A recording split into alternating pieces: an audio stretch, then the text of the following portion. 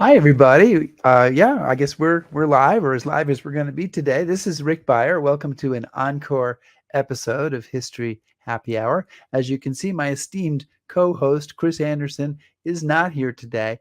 We're giving him a little bit of a break since he's on the road, and this is an encore episode, so he doesn't really need to be here just to introduce it. A reminder that History Happy Hour is brought to you with the help and assistance of Stephen Ambrose Historical Tours. And we are here one way or another every Sunday afternoon serving up some more history from behind the bar. Thanks so much to our top shelf supporters on Patreon and to all of our Patreon supporters. We really appreciate you guys being there to help make this show happen.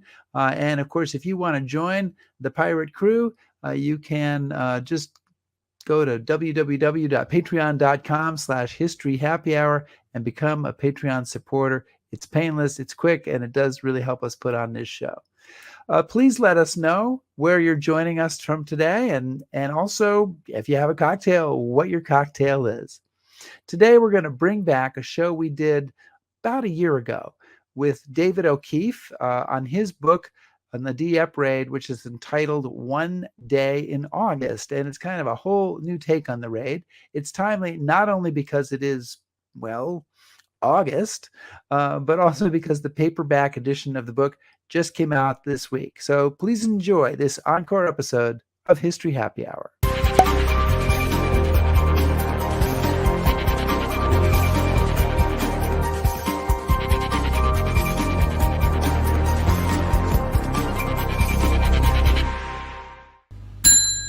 The bar is open. The bar is open. And Chris, what is on tap today?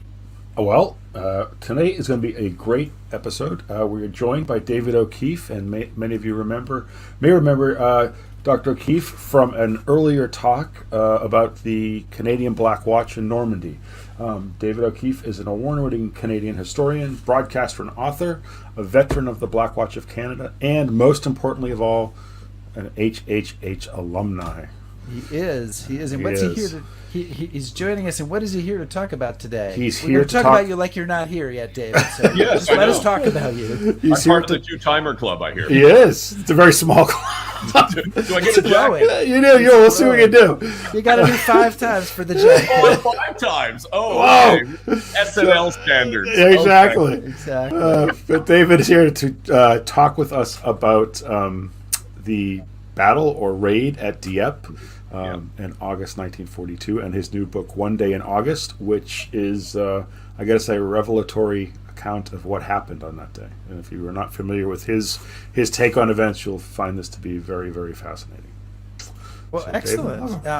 And it's happy hour, so I have no reflection on today's topic, but I have an anti-hero IPA. So I don't know if there's an anti-hero in this story, but that's could be appropriate. That's the beer that we have available today. And my lime is in a liquid form. It's not floating, but it's here to go with the gin and the tonic. Yeah, and given the topic for today, I've gone straight for the Scotch. Good for you. Yeah. Thank you for holding up the side. We know David, somehow whenever you come on, we know the topic is going to involve a lot of heavy fighting. And, God, yeah, a lot of casualties. So. If you ever write another book, I'm expecting no less on that. So. Yeah, unfortunately, I seem to tackle controversy and death and destruction and mayhem. Pretty much everywhere I go. Well, so your fifth book then can be like the postal units in the Canadian Army during World War or something. This is true. Something easy like that. We can always use you on the Ghost Army front. Oh, yeah, there you go. Ghost Army stuff. Well, I have a question about the Ghost Army, but that'll come later. Okay. Chris, you can start us off here. Serious face now.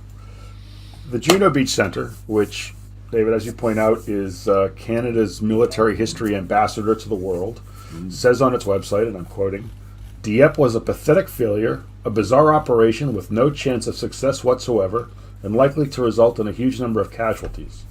If this is the official version of the Battle of Dieppe, how wrong do we have this story?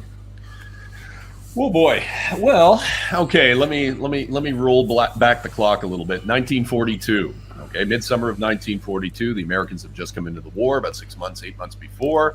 The Canadians and the British and the rest of the Commonwealth have been fighting for, since 1939.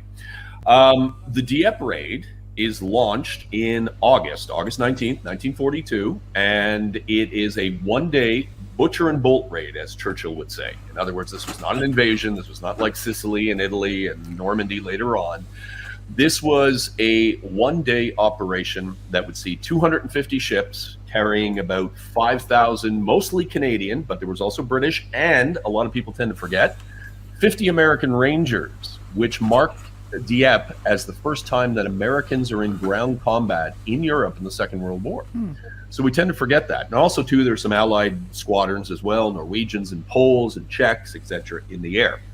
The idea was to come in to the little port of Dieppe, which is on the English Channel coast, northern France, get in for about 6 to 8 hours, one tide only, get in, get out.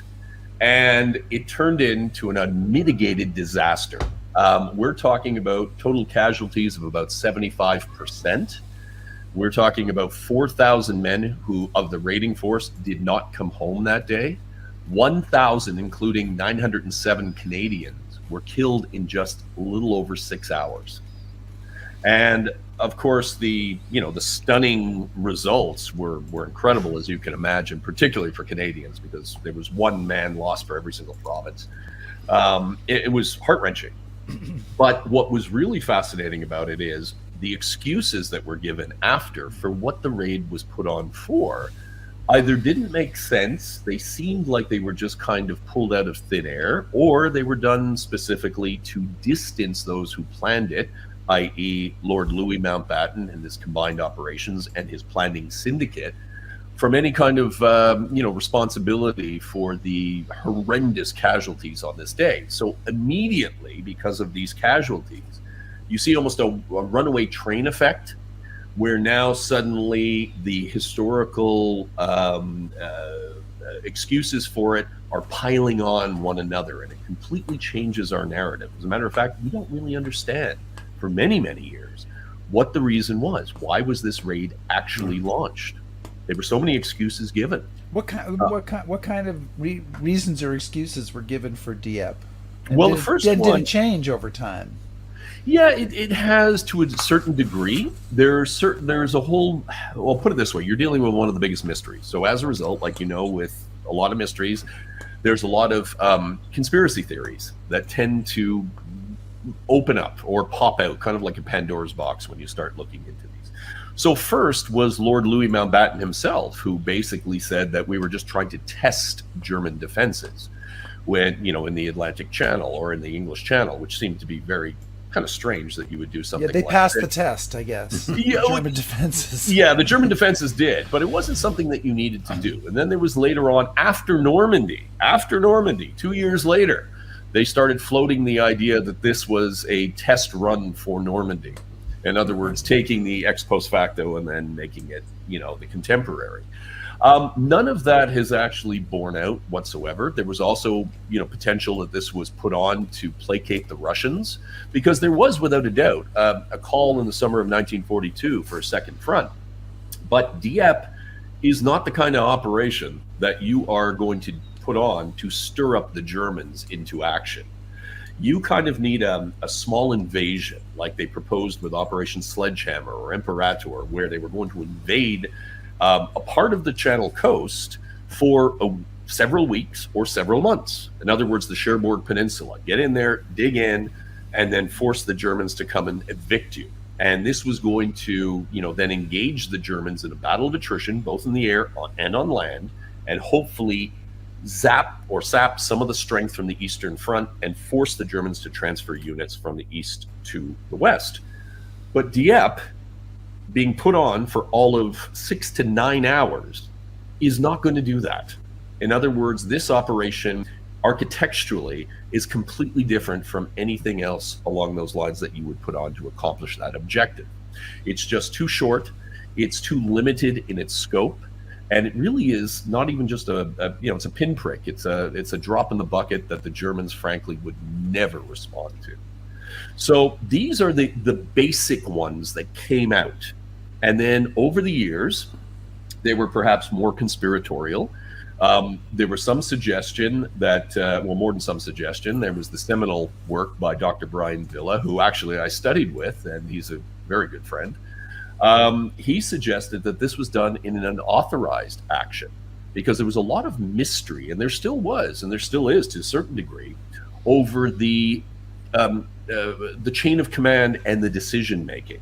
There's a lot of stuff that sort of disappeared that, you know, in the chiefs of staff's files that should have been there. In reality, it was actually classified. And that's really where the problem comes in. Brian, when he first started researching this back in the 80s, had thought that maybe this was Mountbatten's bid for empire building. And there's, without a doubt, there's plenty of that going on. I was going to say, yeah, that's totally plausible. Oh, yeah, there's plenty of that going on with Lord Louis Mountbatten. There's no doubt about that. But he, based on, and, you know, discuss a little bit about history and historians, we're only as good as the sources that are available to us at a time. And when Brian was doing his work in the 80s, he was able to identify some serious problems with the historiography. In other words, that, wait a second, these things don't make sense. Why is Lord Louis Mountbatten doing things the way he's doing it? And where is the authorization for this particular raid? Well, these were important questions to ask. But at that time, Brian's conclusion was that he had done this in an unauthorized fashion. In other words, he just circumvented the chiefs of staff and perhaps even Churchill. And with his royal bloodlines, etc., and his naval background, he was able to gather the forces and go. Well, that was state of the art, but then even Brian himself changed that. Brian realized that, no, wait a second here. This is not just somebody pulling off an irrational act and going off and doing this. There's something else cooking, but he couldn't figure it out. Now, we still disagree. Brian believes that this is deception. In other words, the Dieppe operation was put on to build up profiles of double-cross agents that the Allies were using to deceive the Germans. I have not been able to confirm or find any evidence to actually support that. Not to say that there weren't deception operations, but nothing at the beginning of this operation. It doesn't explain the origin of this operation and how it actually went down on the day. So from there was a few others that, you know, sort of came in along the way, but nothing has really stuck until, of course, God, it's actually now 25 years ago when I made the first discovery. And the first discovery was on a research trip to the Public Record Office in London, where I arrived at the right time. It was right around the 50th anniversary of the end of World War II. And by that time, they were doing a mass release of all ultra secret classified material, both here in the US and over in England. And when I arrived, I started doing just a little bit of my own research. And at the end of the day, and I think you might have it with you, I think there's the document that I found. There you go. This document was the one that started me on a journey that has taken 25 years. And believe it or not, I've gone through over 150,000 pages of material to test all the possible theories and try to rule what I discovered in this document out. So in other words, you know, the idea was to test this hypothesis to see if I could eliminate it as a potential for why the operation was launched. And at the end of the day, I couldn't. As a matter of fact, the evidence grew and grew to support it. So the idea was, and what you're looking at in front of you is a former ultra secret classified document that was even classified still in the post-war year. And that's what you can see at the top secret cream replaced ultra secret at the end of the war. Just a little tidbit there for you. But this is a quick little document about a commando unit, a special commando unit that was raised in 1942 by naval intelligence, British naval intelligence, with a specific goal and task in mind. They were raised to pinch, as the British would call it, capture any material to do with code breaking, particularly anything to do with the infamous Enigma machines. And of course, the British had broken into the 3-rotor Enigma machine, which was just, you know, the odds of doing that were insane. It's like 150 million to 1. And of course, if you've seen The Imitation Game, you get an idea of what Alan Turing and the rest of the code breakers at Bletchley Park were up to. Well, in 1942, in March, or actually February 1st, the Germans upped the ante and they brought in a 4-rotor Enigma, which now took that 150 million to an otherworldly, get this, I had to look this up being a historian, 92 septillion to 1 shot. If you did not, I honestly, when I saw it written on the page, I had no idea how to pronounce it. I've never seen so many figures in my life, and so I had to go back and I had to take a look, and it was 92 septillion, so a million, million, billion, trillion, quadrillion, quintillion, sextillion, septillion. So I will never deal with that number again in my life for sure. So 92. So you can imagine that kind of like, think about it like a crossword puzzle. If you start the New York Times crossword puzzle and you don't have any hints or clues, it's going to be a long day. It's going to be a long day. But if you have a couple of words that you know where they're placed, then the odds drop dramatically, and you start working on one and another. Well, that's what captured material does in code breaking. It gives you the first big break into getting into an encryption system, whether it be the machine itself or all the keys and cipher material that goes with it, because you have to set up a machine every single day, and you have to have all the instruction manuals, if you will, to be able to use it. So when you do this, it narrows down the odds dramatically, and you're able then to start developing the intellectual processes where you can actually beat this machine. And of course, this is what the Allies were doing. So what's in this document then that catches your eye because it relates to Dieppe? I'll flip it back up here. Fantastic. But this is this commando unit. Wow, that's incredible, right? A commando unit being raised specifically to capture material needed by Alan Turing and other code breakers at Bletchley Park. But as I was reading it down, the 4th paragraph down on the left was a throwaway line. And you can imagine how these journeys begin, right? Here's a throwaway line. 4th one, and it says, as regard captures, the party concerned at Dieppe did not reach their objective. Now, you have to realize that this is the first time in the entire history of Dieppe, the entire historiography, that we knew that there was a commando unit like this involved, dedicated specifically to pinching material to do with the 4-rotor machine, and now it's at Dieppe. Now, of course, I'd never heard of it being associated with Dieppe before. And now suddenly it was like, well, wait a second. Let's take a look at this. But there was something else that really lit my imagination, if you will, or my fire for research. And that was on the next page. And can you put that back up? Down on the bottom right. No raid should be laid on for SIGINT, which is signals intelligence, code breaking purposes. The scope of the objectives should always be sufficiently wide to presuppose normal operational objects. And I thought, wait a second, is that really saying what it's saying? In other words, that we can't just throw on a small raid because the Germans are going to pick up on what we're doing. In other words, what we're coming for. So the idea is that you build up these smaller pinch raids as the core within a larger operation.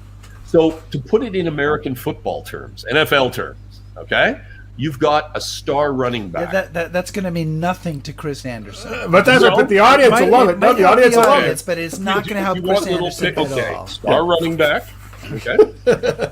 So you've got the star running back, but your quarterback, not so much. So you build up a line around them, right? So they can get to their target and get out, and nobody really understands what you're up to. And that was the key. And this is something that I looked at and I thought, you've got to be kidding me. Like, this is straight out of James Bond.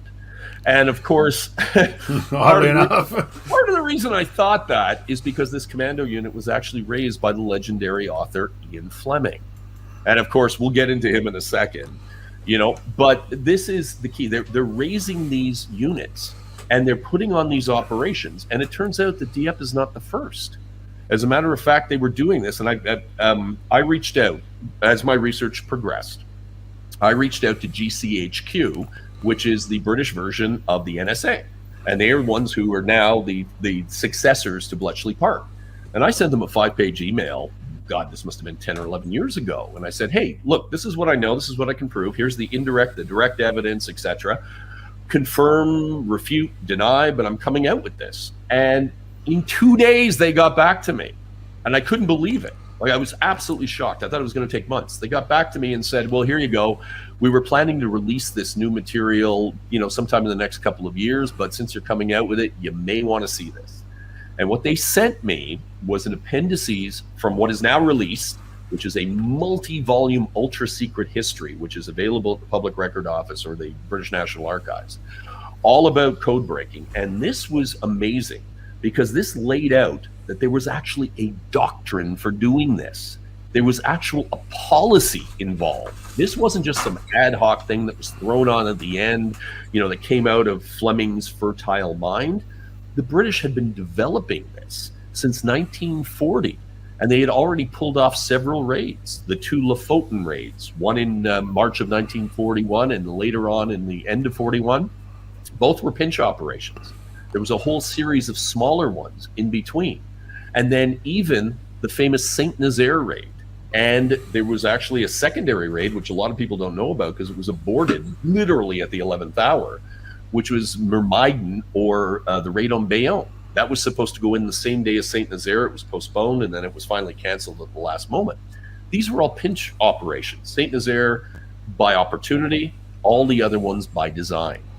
So, David, I want to kind of help people understand. I mean, one of the things that struck me about the book, and I'm sure will strike the people that read it, is usually when you read a book about Dieppe, there's a couple chapters at the beginning. One is we talk about the Canadian Army, then we get to England and we talk about Mountbatten and the start of the commandos, and then the raid happens, and the rest of the book's about the battle. Yeah. When I started your book, I'm 200 pages into it. Yeah. Talking about some pretty amazing stuff before we get to the raid. So what you're talking about, this intelligence situation and how it's linked to Enigma, and a lot of it revolves around what you call the four-rotor crisis. That's right. So what is the four-rotor crisis, and what is kind of pushing this, we got to do something? Okay. The impact that the Enigma machine has, if you do not break into it, the Germans then can send in all their information in secret right across to all their units, particularly when it comes to the Navy, the Kriegsmarine. Not only can they send it to their surface vessels, either close to shore or their battleships, but more importantly, their U-boats. And so part of the way you defeat a U-boat is, first of all, you've got to find that U-boat, and the ocean is huge. So the idea was that you were breaking codes to be able to find out where they were going, what they intended to do, and kind of like reading your opponent's email. Imagine the kind of insights that you're going to get. And the reason why, of course, this is incredibly important is because the center of gravity for the entire Western war effort is the sea lanes. If the Allies don't maintain control of the Atlantic, the war, without a doubt, is lost. Because even when the Americans come in 1942, and this is what Roosevelt said, it's a battle of distribution. It's a war of distribution. It doesn't matter how many tanks the Americans make, how much oil the Americans have, how much manpower.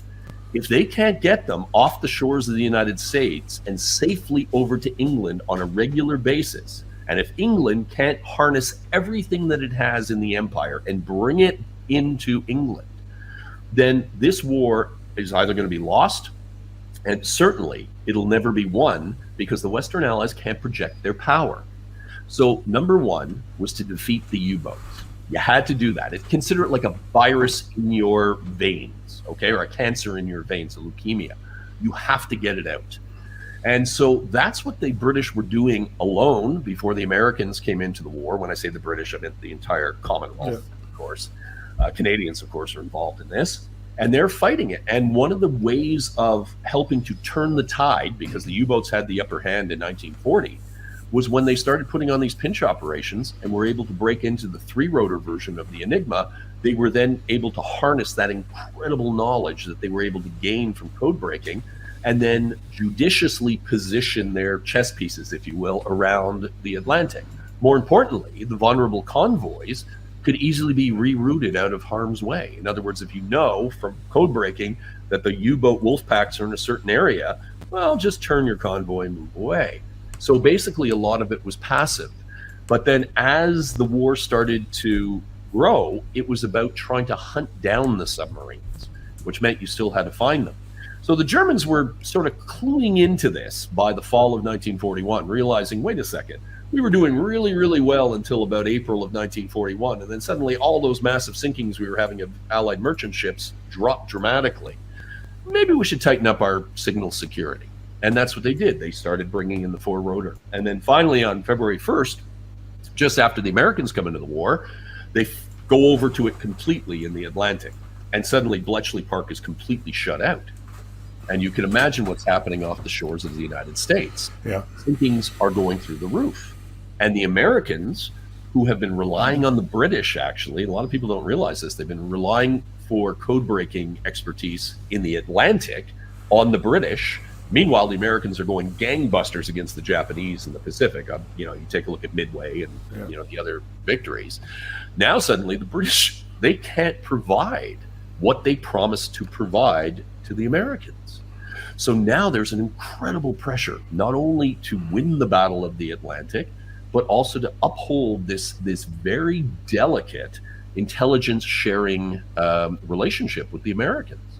So now suddenly you have operations like Dieppe that are suddenly put on at the end of March, early April 1942, in direct response to the discovery that the four-rotor Enigma is now not just simply restricted to the U-boats. They're the only ones using it, and it's a nightmare already. But now they've discovered that other ships in the English Channel and up in Norway, surface vessels of the Kriegsmarine, are now being outfitted with it, getting ready to suddenly use it. It's kind of like, say you have a new iPhone, right? And they're going to introduce a whole new iPhone to everybody, and once everybody gets it, they're going to knock off the other one. So everybody, well, that's kind of what's happening. So now British intelligence, naval intelligence, is sitting there, and the Admiralty is like, look, this is the best thing we've ever had. It's the ultimate ace up our sleeve. We know what the Germans are doing, when they're doing it, their hopes, their fears, their dreams, their desires, and boom, this is all going to go away if we don't do something. So that's where we see the genesis of the Dieppe operation. And because of this being considered to be ultra secret, this is the reason why it's taken 80 or 70 something years to be able to unravel the mystery, because it took until mid 1995 before we even knew that this particular commando operation was involved, or commando unit was involved at Dieppe, what it was after, more importantly, what the significance was of what they were after, whether it be naval headquarters or the ships in the port. So this is how a very long way of saying that this is a pinch operation. That Dieppe, we never realized before, is a pinch operation. Sadly, it doesn't go according to plan. Well, and you say too, though, that, and this is kind of one of the revelatory things about it, is the pinch operation is not tacked onto a pre-existing raid. You're saying it is the reason for the raid. That was I guess you could say that was probably the most explosive discovery. In other words, that I kind of thought, Dieppe's already in train. Dieppe's, like a train. It's going. The raid's happening, and hey, by the way, we got this other problem, and let's put this commando unit on.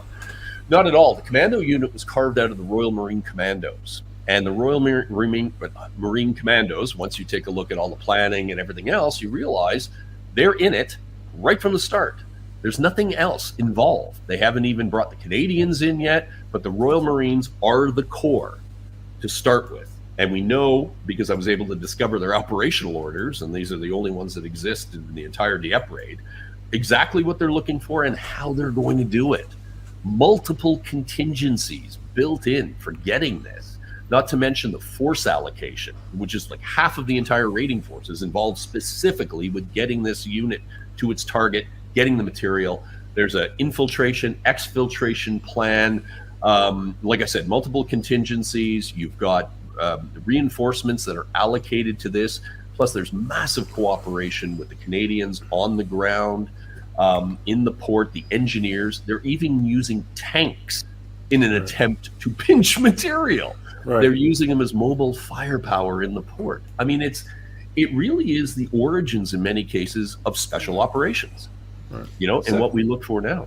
So you're your thesis, if I will, and what your research has pointed you towards is that literally, and I know I'm kind of repeating what Chris just said, but just to put the emphasis on it, that this operation, which involves thousands and thousands of people and hundreds of ships, is all basically to steal either an Enigma machine, which is about the size of my typewriter cabinet, or some code books or some instruction manuals. This big operation is to get one jewel, right? One diamond that's going to be valuable. And as crazy as that sounds, there is connective tissue, and that's when I get back to this idea of the pinch policy papers, because they've been doing this. This is not the first time they're doing it. Well, I was going to say, right? They've done, as you mentioned, they've done some other raids, and they have been grabbing some material, sometimes very successfully. But at Dieppe, 99.8% of the people involved have no idea why they're there. But one person who does know why they're there is, I'm talking about the soldiers, right? The soldiers and the people. Yeah. But the person who does know why they're there is, and I think we need to explain more about him now, is Ian Fleming, who is there himself, who is the creator of James Bond. But what's he doing in the 1940s, and why is he there? What's his involvement? Okay, there's more than one or two people who know about this. There's obviously, you've got the combined operations who's planning it, their planning syndicate, the commander on the ground, Canadian commander, and a few others. Everybody Mountbatten has drinks with. Yeah, but remember, exactly. Don't laugh. Actually, there's I'm just saying you can have 200 people who know what's involved, and 98% is still correct. Well, no, you're absolutely right. You're absolutely right. But remember, the nature of military security is all about need to know. In other words, you know enough to get your chunk or your portion of the plan done. And even the commandos who are making the pinch, know that what they're after means something to the war effort, but they have no clue what it actually means. They just know that they're willing to go out and risk their lives to get this and bring it back. Now, for Ian Fleming, one of the big problems, of course, as you can imagine, when I stumbled into this was like, oh my God, Ian Fleming's attached to this.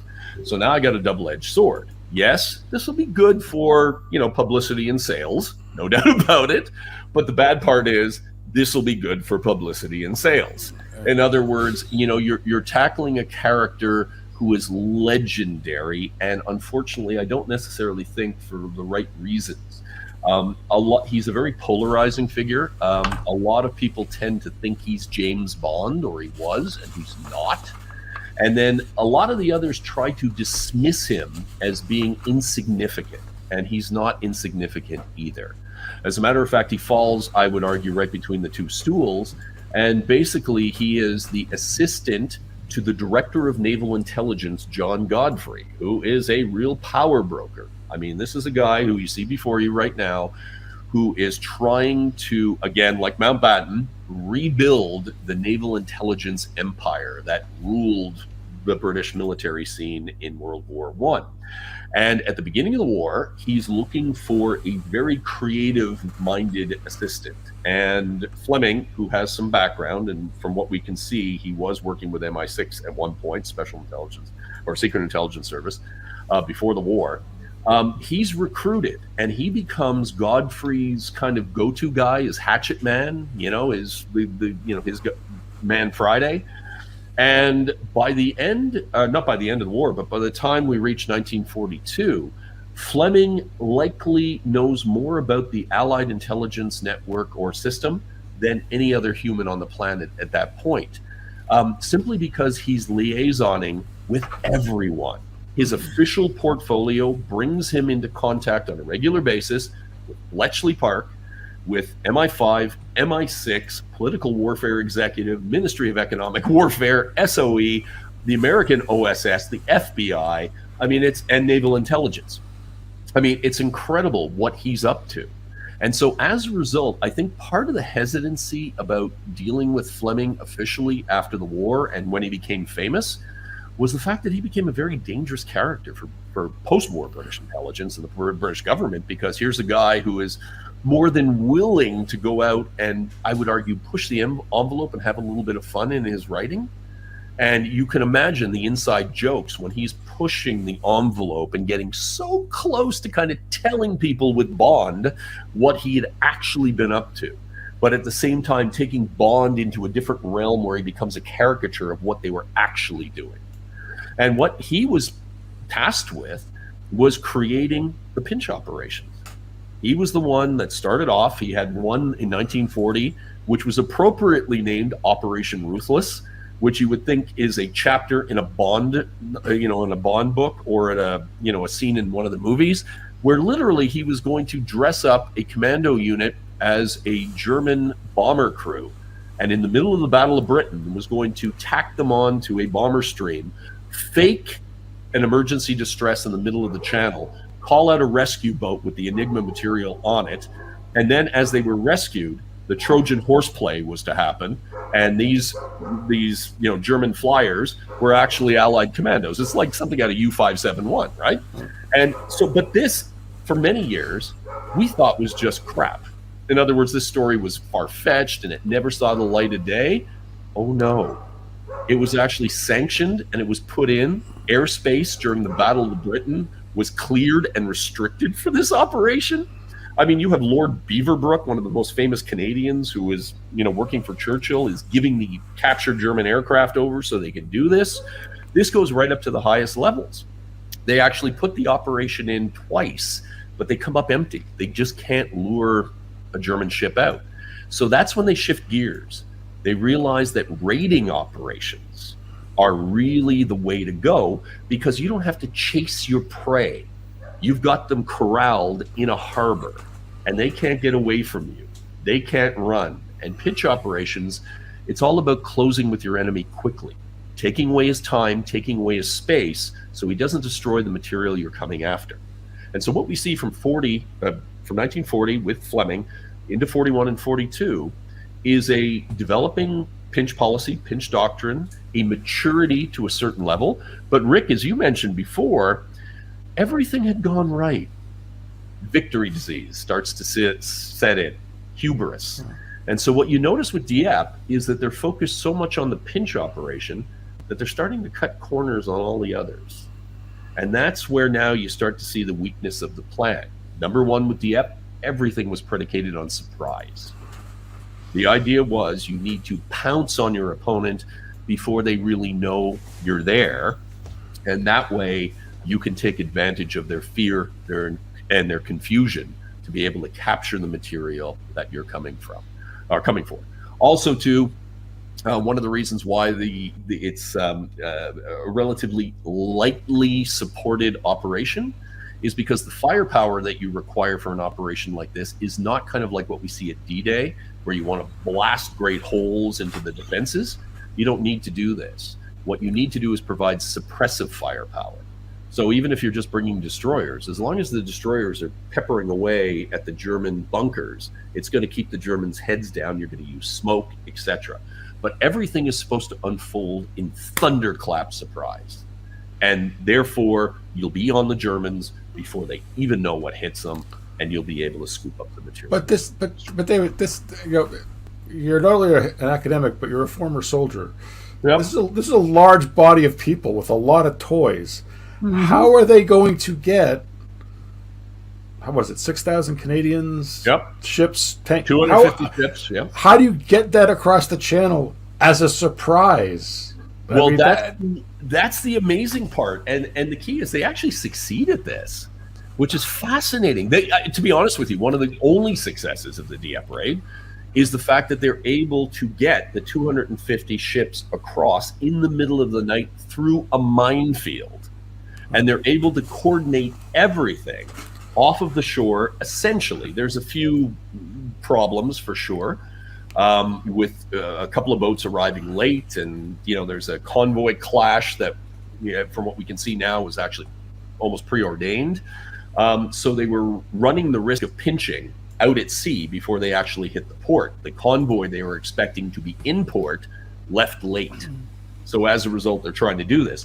But it is remarkable that they were able to do this. And part of it was the fact that they were, all the ships left from different ports, so it wouldn't tip off the Germans. Also, as I mentioned before, they stripped any possibility of any ship that was not normally used in the channel. So Eagle ships, which were anti-aircraft ships, any kind of capital ship like a cruiser or a battleship, anything that would be out of the ordinary, that would light up German intelligence, was stripped from the operation. So everything was predicated on surprise and moving all these ships out very quietly, getting them to rendezvous in mid-channel, getting them to follow the minesweepers across the channel, or across this minefield in the middle of the channel, and then right down to their target off of Dieppe. And it is a remarkable success, because they actually do this without any interference or discovery by the Germans. Which is why this is heralded as such a great and successful operation in military history, but it's not. So until that point, right, until right that up point. until it starts, it's wonderful. But what goes wrong? What happens? Okay. The problem is when you're normally doing operations, military operations, you love to have surprise. Surprise is great to have, right?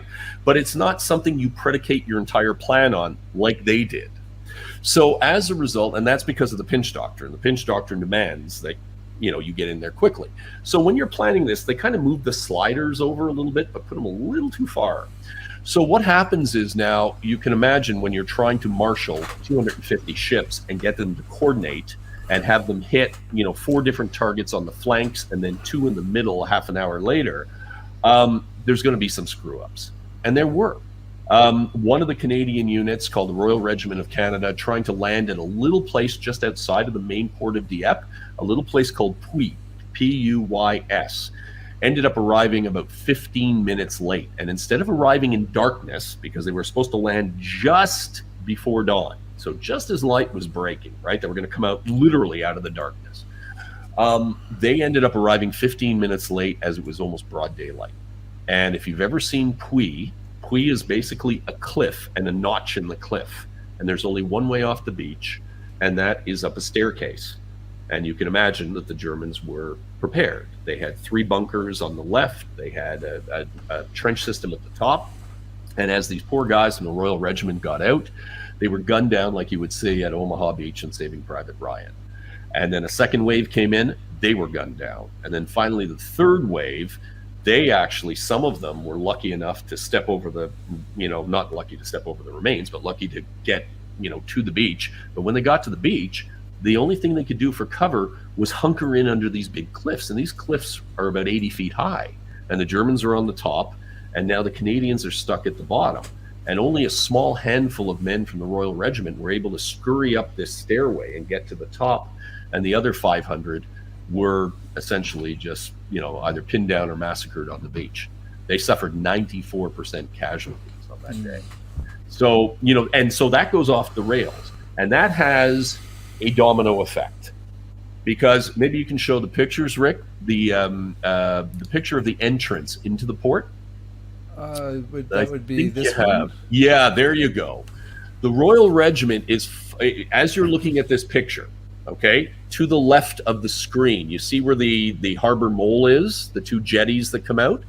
Well, to the left of that is essentially that little town of Puys. And the objective of the Royal Regiment was to get up on top of that cliff, and you can see how big that cliff is. And they were to come along the cliff until the area overlooking the harbor, and they were supposed to knock out all of the German defenses there. Meanwhile, on the right side of the photo, you can see Dieppe's main beach, and you see all the hotels in front of you. Well, another unit called the Essex Scottish Regiment of Canada, which actually is from Windsor, Ontario, and had a lot of Americans in it who came up from Detroit. Yeah, fascinating. They were supposed to land here with engineers and tanks.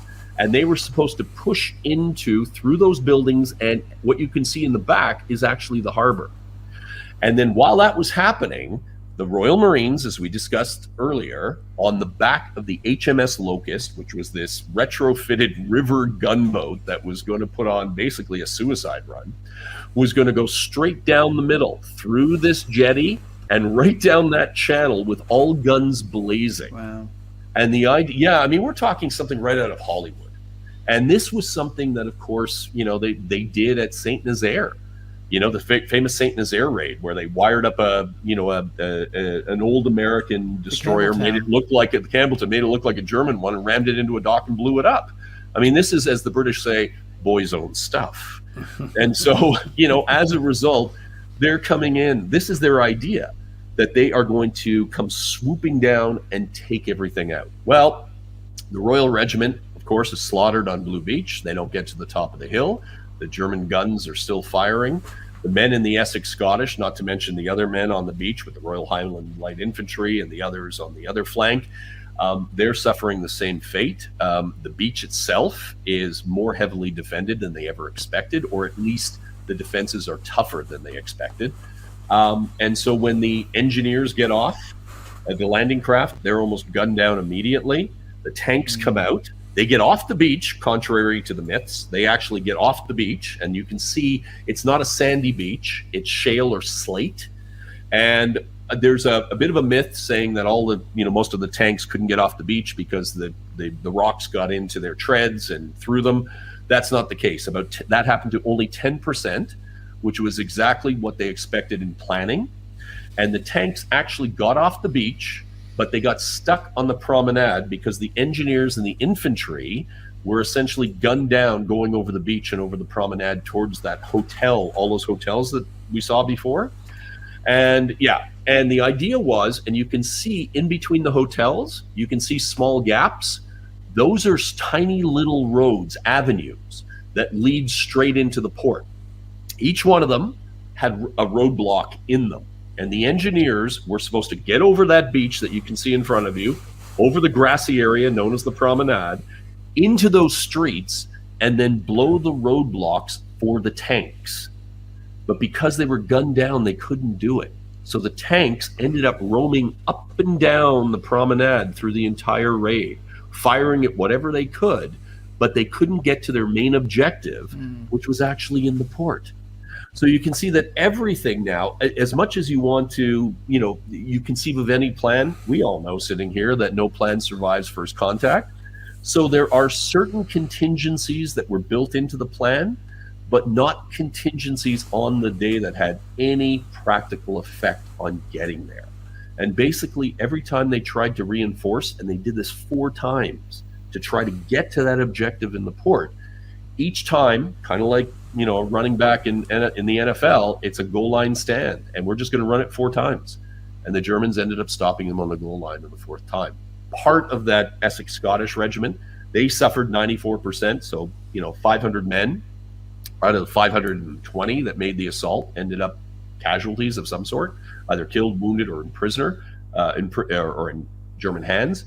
Only one platoon of less than 30 men actually made it close into the buildings and close to the targets in the harbor, which were the ships and the German naval headquarters, which they suspected housed that material. And so as a result, despite the fact that they gave it a hell of a try, they ended up losing or suffering dramatic casualties, to say the least, as we discussed before.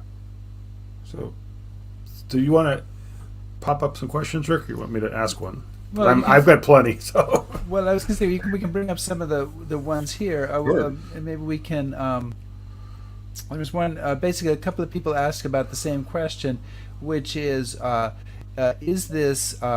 Did we need this big a raid for the pinch operation, or was the size just piggybacked to the original plan? And I mean, I think you answered the piggyback part, your view of that, but could it have been more successful? Is another way to put this that Lynn Hargrove asked. Could it have been more of a success if it had been smaller? Okay, thank you, Lynn. Question. Yeah, no, that's a great question, and an appropriate one, without a doubt. In the minds of the British who were planning these things, the bigger the better.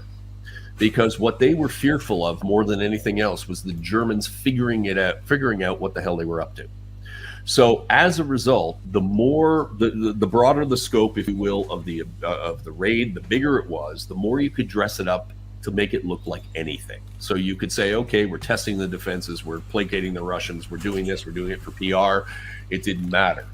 The problem is, in their minds, is if they put on a smaller, what we would consider to be almost like what we would consider to be now kind of a special operations raid, you are going to make the Germans wonder why specifically here, why a unit this size, etc. Okay, and that's what is clear in their doctrine. The doctrine, by the way, that they're also trying to sell to the Americans. Remember I told you the Americans were involved? Well, originally, the United States Marine Corps were supposed to be joining with the Royal Marines in this pinch operation. And because of the success at Midway with code breaking, the U.S. Marines were taken off and put on action earlier. As a matter of fact, they were sent out into the Pacific. They were sent out to Guadalcanal, I think. And the American Rangers came in. But the American Rangers ended up on the flanks with the Army Commandos. But there was one very famous, actually two very famous American generals. One was Lucian Truscott, who would go on to great fame. And the other one was a Marine Corps colonel by the name of Franklin Hart, who went on to be General Franklin Hart. And General Franklin Hart was part of the planning process with Mountbatten's team. And he was there with Fleming out on the command ship, specifically following what Locust was up to, the HMS Locust and the commandos were up to. Because as part of the British intelligence apparatus, if you will, they felt that in their minds, they should be teaching the Americans what to do. And so as a result, the Americans were actually involved in this originally. And then, of course, Franklin Hart was there to study everything. And his report is really quite revealing of that. But again, the idea in the British mind was that if you made it too small, the Germans would indeed pick up on it. And if you do it this way, it's great. A, you'll get away with it. But also, you're creating a vehicle where you can check off a whole bunch of other boxes as you go. So in other words, originally, when I thought this may be just a caboose at the end of a train, it turned out to be a locomotive. And everything else were either the passenger cars or the cabooses. And this is something that they did. So, that's what we see with combined operations, with Lord Louis Mountbatten's combined operations. It's the only delivery vehicle possible in the entire British scheme of things that can actually get you to your target. Because remember, the British aren't on the offensive anywhere. The Allies aren't on the offensive, and they're not going to come in contact with the kind of material they need to break the four-rotor crisis unless they take the fight to the enemy. And to do that, they use combined operations raids, but they do them in a big enough fashion so it does confuse. Yeah, it does confuse. And to be honest with you, the fact that we're still sitting around here asking those questions today, I would say it's a pretty successful way of doing things, to be honest with you. And, I'm not sure whether Special Operations is still using that kind of tactic today, but I know I've kind of got a little, not so much a cold shoulder, but, I've got kind of a few eyebrows raised from people who I know deal with these things. Kind of like, oh, really? Should we really be talking about this? Like, well, sorry, you released it. Well, one of the things I find so kind of ironic in a way, which will lead to my question, is this is a Canadian national trauma. I don't know anybody that's a Canadian that doesn't talk about it, doesn't have some story about it or theory about it. But what you're saying is they're kind of ancillary to this whole thing. I mean, they make these, it's the Royal Marine Commando. So what I'm curious about is, one, how do the Canadians even get involved in this? Okay, thank you. And then kind of larger, like the impact of this, because it affects Canada's psychology quite a bit. Oh, yeah, these are great questions. And you're right, because the Canadians were never supposed to be part of this operation to start with. As a matter of fact, in Mountbatten's mind, this was going to be carried out by the entire Royal Marine Division. He was trying to save his boys, his Royal Marines, from the chopping block, from the bureaucratic chopping block. Eventually, they pared them down to commandos, and that's one of the reasons why you have the Royal Marine Commandos in the starring role in all this, okay? When the operation was decided upon, the Canadians were not part of it in the outline planning phase. It was only when the detailed planning phase was about to start that the Canadians, believe it or not, muscled their way in on this. In other words, they had been doing smaller raiding operations. Canadian Army really hadn't done anything, really, since the war started, except being on defensive duties in England. And as Ron Beale, one of the survivors, the few survivors from the Royal Regiment, would say, we just wanted to get at them. And so as a result, there was a tremendous amount of pressure by the Canadian government to get into action and raiding actions. And Mountbatten didn't want the Canadians. He wanted to keep this specifically a British show, because in his mind, if he pulls this off, he's coming home with the Holy Grail. So he wants it to be his boys.